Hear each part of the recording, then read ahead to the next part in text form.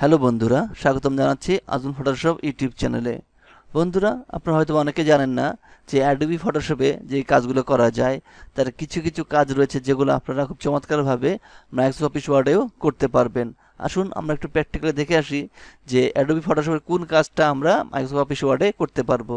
তো আমি চলে গেলাম অ্যাডোবি ফটোশপে। বন্ধুরা লক্ষ্য করে দেখুন সব ছবিগুলো অগুছানো, অর্থাৎ সবগুলো এক্সিএল করা নেই।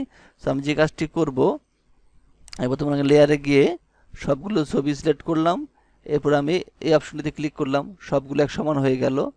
এবং বন্ধুরা আমি যদি এটাতে ক্লিক করি তাহলে প্রত্যেকটা কিন্তু এটা সমানভাবে ডিস্টেন্স হয়ে গেল। এছাড়া বন্ধুরা আমি যদি ছবিগুলো এখানে নিয়ে আসি,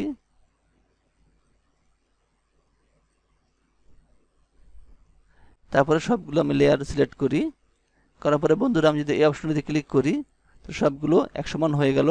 এবং পুনরায় যদি আমি এখানে ক্লিক করি তাহলে সবগুলো একই ডিস্টেন্স হয়ে গেল। এই কাজটি আপনারা অনেকে জানেন যে অ্যাডোবি ফটোশপে করা যায়, কিন্তু হয়তোবা আপনাদের মধ্যে অনেকে আছেন যারা জানেন না এই জাতীয় কাজ যেটা রয়েছে সেটা কিন্তু এমএস ওয়ার্ডেও করা যায়। তাহলে আসুন শুরু করা যাক আর দেখে নেই যে কি করে এই কাজটি আমরা মাইক্রোসফট অফিস ওয়ার্ডে করতে পারি। তাই বন্ধুরা বলছি, আপনারা যদি আমার চ্যানেল নতুন হয়ে থাকেন অবশ্যই বলবো সাবস্ক্রাইব বাটনে ক্লিক করে চ্যানেলটি সাবস্ক্রাইব করে পাশের অল বেল আইকনটিতে ক্লিক করে অল নোটিফিকেশন দিয়ে রাখবেন। তাহলে যখনই আমি নতুন নতুন ভিডিও টিউটোরিয়াল তৈরি করব সেগুলো নোটিফিকেশন পেয়ে যাবেন সবার আগে। আর অবশ্যই বলবো ভিডিওটি ভালো লেগে থাকলে একটি লাইক করবেন, কমেন্টস করবেন এবং শেয়ার করবেন। যাই হোক বন্ধুরা, লক্ষ্য করে দেখুন যে এখানে বিভিন্ন শেপ রয়েছে। এই শেপগুলো কোথা থেকে নিয়ে আসলাম সেটু একটু দেখিয়ে দিই। ইনসার্ট শেপস, এখানে যে বিভিন্ন শেপ রয়েছে আমি জাস্ট ক্লিক করে টান দিলাম, চলে আসলো। কালার দিলাম, ইনসার্টে শেপস, আমি এখান থেকে টেনে আসলাম, কালার দিলাম। এইভাবে করে আমি শেপগুলো সব শেপ এখান থেকে নিয়ে এসেছি। যাই হোক, আপাতত ডিলিট করে দিলাম। এখন বন্ধু যে কাজটি করতে হবে, একটা সিলেক্ট করে কিবোর্ড থেকে কন্ট্রোল শিফট ধরে সবগুলো সিলেক্ট করুন। সিলেক্ট করার পরে বন্ধুরা সরাসরি চলে যাবেন পেজ লেআউট।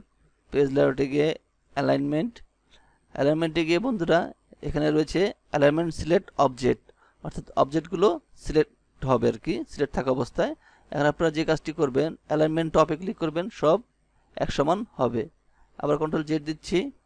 বন্ধুরা অ্যালাইনমেন্টে গিয়ে আপনারা যদি অ্যালাইনমেন্ট টু পেজ সিলেক্ট করেন তাহলে কি হবে, এই যে পেজের যে শেষ অংশটুকু রয়েছে পেজের এই পর্যন্তটি সবগুলো এক সমান হয়ে যাবে। সো অ্যালাইনমেন্টে গিয়ে আমরা অ্যালাইনমেন্ট টপে ক্লিক করলাম, দেখুন বন্ধুরা সবগুলো পেজ বরাবর চলে গেল। আবার কন্ট্রোল জেড দিচ্ছি, অ্যালাইনমেন্টে গেলাম, গিয়ে বন্ধুরা অ্যালাইনমেন্ট টু মার্জিন, এই যে মার্জিন রয়েছে ঠিক এই বরাবর সবগুলো সমান হবে। তো অ্যালাইনমেন্টে গিয়ে অ্যালাইনমেন্ট টপ, দেখুন বন্ধুরা সব এক সমান হয়েছে। যাই হোক, অ্যালাইনমেন্টে গিয়ে আমি অ্যালাইনমেন্ট সিলেক্ট অবজেক্ট করলাম এবং অ্যালাইনমেন্টে গিয়ে আমি ডিস্ট্রিবিউটর হরিজন্টালে ক্লিক করলাম, তাহলে সবগুলো ইকুয়াল সমান ভাগ ভাগ হয়ে যাবে। আবার এই কাজটি যদি আমরা এখানে করি,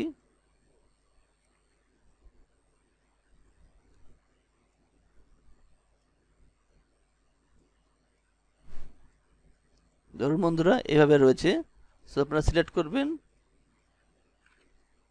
সবগুলো সিলেক্ট করে অ্যালাইনমেন্টে গিয়ে বন্ধুরা এখানে রয়েছে অ্যালাইনমেন্ট রাইট, অ্যালাইনমেন্ট লেফট, আমি লেফটে ক্লিক করবো, অর্থাৎ আমি চাচ্ছি বাম পাশে সব সমান হবে।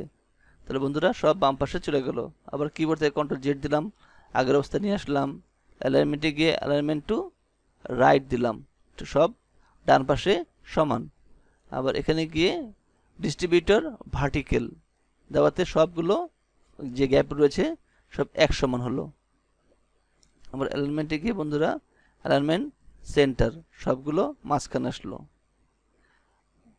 এই জাতীয় অনেক অবজেক্টের কাজ আপনারা করে থাকেন, সেক্ষেত্রে দেখা যায় যে অবজেক্টগুলো এক সমান হয় না, এক ডিস্ট্রিবিউটর যে মাঝখানে যে গ্যাপটা রয়েছে এক সমান হয় না, যার ফলে জিনিসটা দেখতেও অড লাগে। কিন্তু আপনারা এই কমান্ডটির সাহায্যে যে কোনো অবজেক্টকে খুব চমৎকারভাবে এক সমান করতে পারবেন। আবার বলছি বন্ধুরা, অ্যালাইনমেন্ট টু পেজ, পেজ দেওয়ার মাত্র এগুলো সব এই পেজের যে শেষ সীমানা রয়েছে এখানে গিয়ে অ্যালাইনমেন্ট হবে। আমি এখান দিয়ে দেখা দিচ্ছি লেফট, দেখুন সব পেজের বাইরে চলে আসলো। রাইট, সব পেজের রাইটে চলে আসলো।